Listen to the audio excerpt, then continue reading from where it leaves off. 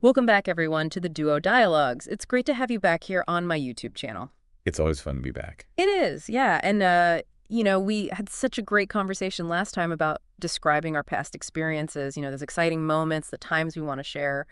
And today we're kind of shifting gears a little bit. Yeah, we're looking forward. Yeah, we're looking ahead this time. Exactly. And thinking about, how do we talk about those plans? We have those dreams for the future, those goals we want to achieve. Right. And this is such a useful thing to be able to do in English, right? Oh, absolutely. Because, it comes up in so many situations. All of the time. I mean, whether you're just chatting with a friend about weekend plans, Yeah. or you're, maybe in a job interview talking about your career aspirations, or Right. just, daydreaming about what you might do one day. Absolutely. And it Right. can be really motivating too, to think about the future and to be able to express those thoughts and share them with others.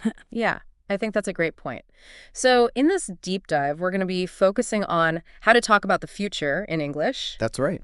And we're going to cover things like how to make predictions, how to talk about things that you're planning to do, Yeah. how to set goals. And of course, we'll be looking at the grammar and the vocabulary that you need to do all of this clearly and effectively. Absolutely. And we'll be breaking it all down step by step so that by the end of this session, you'll feel really confident talking about your own future in English. That sounds great. And to make it even more practical and engaging, we'll be doing some role playing as well. Yes. Putting all this language into real life situations so you Exactly. can see how it works. Because, sometimes the grammar can seem a little bit daunting, Yeah. but when you hear it in a real conversation, Yeah, it all starts to make sense. absolutely.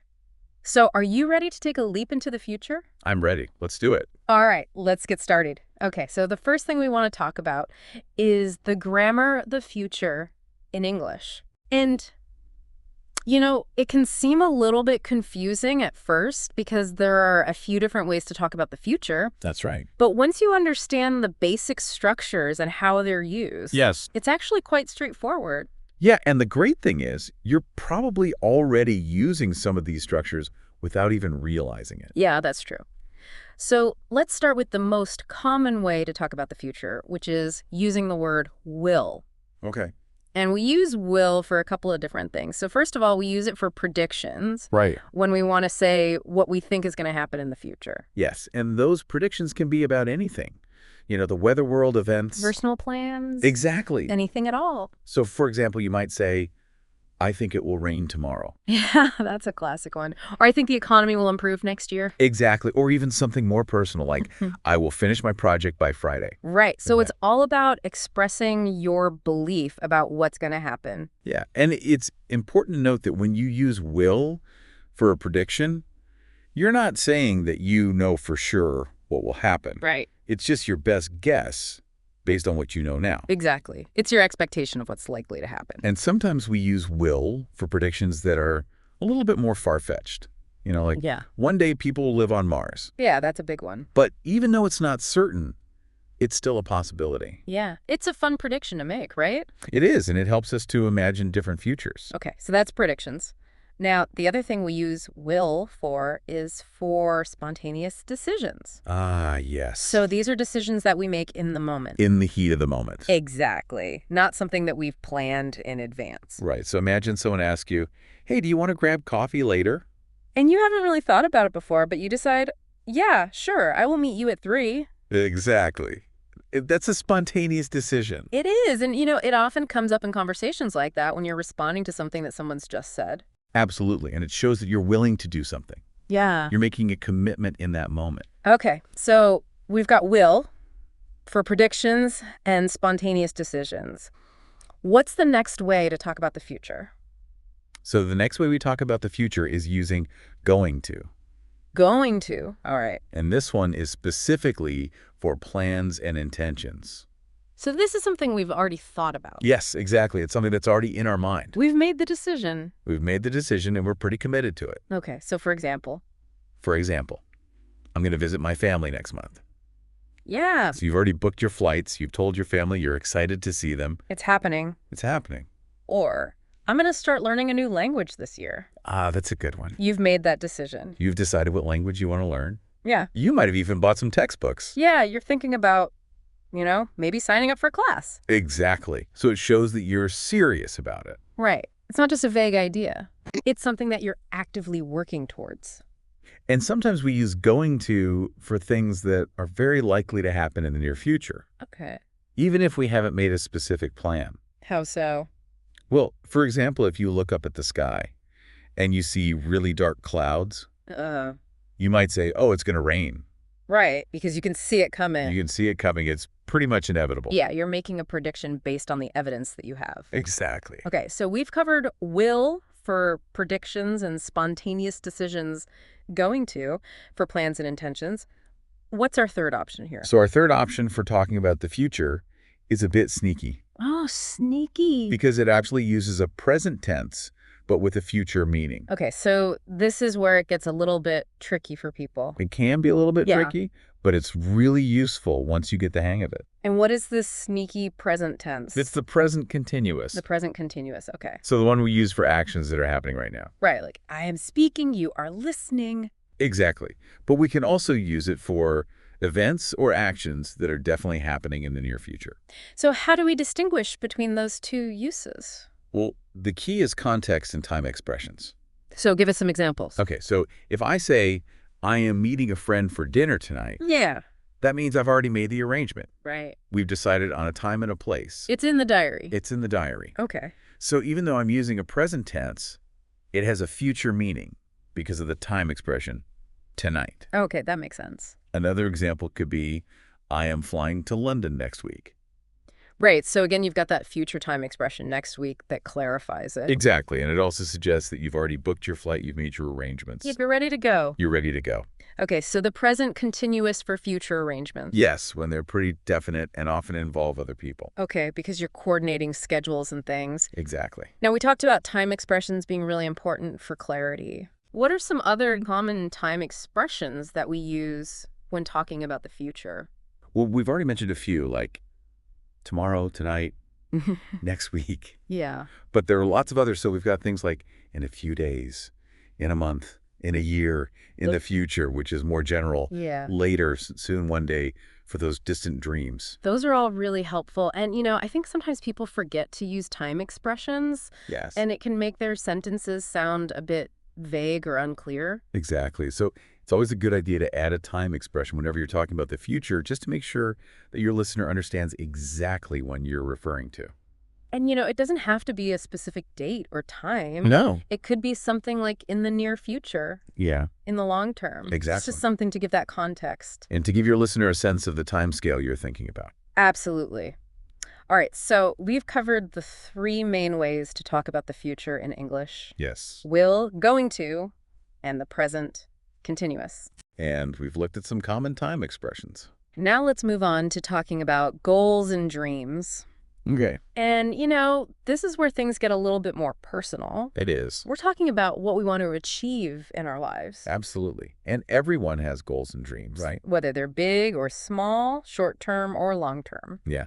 And it's really important to be able to articulate those goals. Why is that? Well, for a couple of reasons. Okay. First of all, it helps you to clarify what you want. Yeah. When you put it into words, it becomes more real. Yeah. I think there's something powerful about that. Absolutely. And it also helps you to stay motivated. How so? Well, when you have a clear goal in mind, Yeah. you're more likely to take action to achieve it. Right. You're more likely to stick with it. Exactly. And of course, being able to talk about your goals in English is essential if you want to share them with others Yeah. If you want to get support from people or collaborate on projects. or just, you know, inspire others. Absolutely. Yeah. So let's look at some of the language we can use to talk about our goals.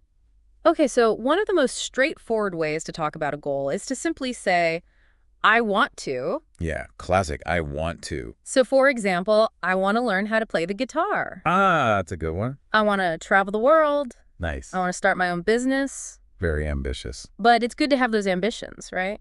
Absolutely. And it's a really simple and direct way to state your goal. Yeah, it gets the message across. Now, another way we can talk about goals is using the phrase, my goal is to. My goal is to... This one is a bit more formal. Yeah, it sounds a bit more official. It does. And it's often used in more professional settings. So like in a job interview or a presentation? Exactly. So you might say, my goal is to become a marketing manager within 5 years. Okay, so you're setting a specific time frame there as well? Yeah. And it sounds very focused and determined. It does. Now, another useful phrase is, I plan to. I plan to. Okay. And this one suggests that you've already given some thought to how you're going to achieve your goal. So you've got a plan in place. Yeah, even if it's just a rough outline. Okay. So, for example, I plan to save up enough money to buy a house in the next 2 years. okay, so you've thought about, how much money you need to save. Yeah, maybe you've started looking at properties. You're making those steps. Exactly. All right. And what about dreams? Dreams. Those are the big ones. Yeah, the ones that might seem a little bit out of reach. But we still hold on to them. We do, and it's important to have those dreams. Why? Well, they give us something to strive for. Yeah. They keep us motivated, and they can inspire us to do great things. Even if they don't come true. Even if they don't come true, just the act of dreaming can be really beneficial. Absolutely. So, how do we talk about our dreams in English?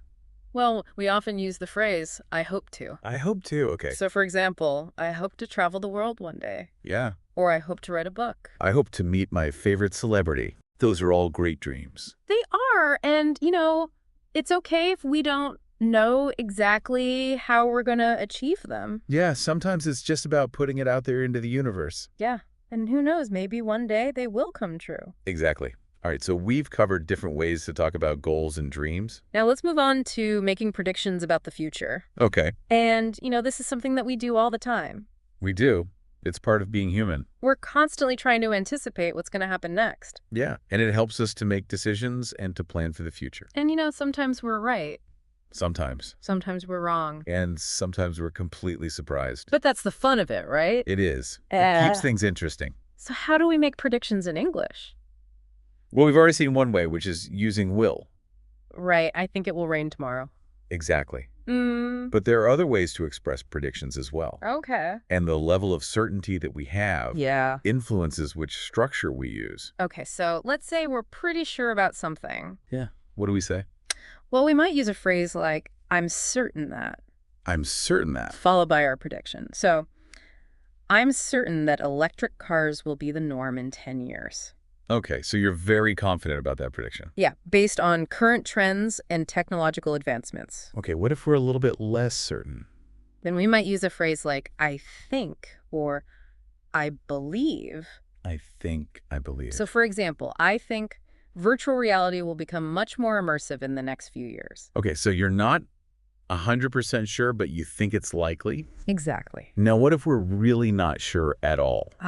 Well, in that case, we might use modal verbs like might or could. Might or could. And these are really useful for expressing uncertainty about the future. So give us some examples. Okay, so you might say, scientists might discover a cure for cancer in the next decade. Okay, so there's a possibility, but it's not guaranteed. Exactly. Or the world economy could experience a major downturn next year. And again, we don't know for sure, but it's something to be aware of. And, sometimes we even use phrases like, it's possible that, or there's a chance that. Yeah, to really emphasize that uncertainty. Exactly. Okay, so we've got a range of expressions to make predictions. We do. From very certain to very uncertain. And it's all about choosing the right language to reflect your level of confidence. Absolutely. Now, I think it would be fun to have a little bit of a prediction game. Oh, I like that idea. Okay, so I'll start by making a prediction about the future. Okay. And then you can either agree or disagree and make your own prediction. Sounds good. I'm ready. Okay, so I predict that in 50 years, we will all be living in smart homes. Oh, I think you're probably right about that. You do? Okay. Yeah. I mean, technology is advancing so quickly. It is. And I think it's only a matter of time before our homes are fully automated. Yeah, I think so too. And, maybe we'll even have robots doing all our chores. Oh, wouldn't that be nice? That would be fantastic. But, I also think that in 50 years, yeah, we might be facing some serious environmental challenges. Oh, yeah. I think that's a very real possibility. Yeah, if we don't take action now to protect our planet, right, the future could be quite different from what we're imagining. Yeah, I think that's a really important point to remember. It is, and it's something that we should all be thinking about. Absolutely.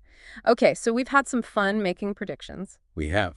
Now let's wrap up this deep dive with some key takeaways and some actionable steps that our listeners can take. Okay. So first of all, remember that there are 3 main ways to talk about the future in English. Using will, going to, and the present continuous. And each structure has its own specific use. So make sure you understand the difference between them. And practice using them in different contexts. And don't forget to use time expressions. Yeah, those are crucial for clarity. Absolutely. Now, when it comes to talking about goals and dreams, remember that it's important to be specific. Right. Don't just say, I want to be successful. Yeah, what does that even mean? Exactly. Think about what you really want to achieve. And set yourself some clear, measurable goals. And don't be afraid to dream big. Absolutely. Even if your dreams seem impossible right now. Yeah. Just having them can inspire you to do great things. And, if you want to improve your fluency in talking about the future, one of the best things you can do is to practice regularly. Absolutely. And there are lots of ways to do that. Like what? Well, you could try talking to a friend or a language partner about your plans for the future. Yeah. You could write a journal entry about your goals and dreams. Or even just think about them in your head. Yeah, the more you use the language, the more natural it will become. Absolutely. And, I think it's also helpful to expose yourself to as much English as possible. Oh, definitely. Watch movies, TV shows, listen to podcasts, read books. All of those things will help you to absorb the language and to see how it's used in different contexts. Absolutely. Well, that brings us to the end of our deep dive into talking about the future in English. I hope you found it helpful. I did too, and I think it's given us a lot to think about. It has, and hopefully it's inspired you to start planning for your own amazing future. Absolutely. Well, thank you so much for joining me for this deep dive, and thank you to you, our listener, for tuning in to the Duo Dialogues right here on my YouTube channel. We'll see you next time. See you next time. Bye.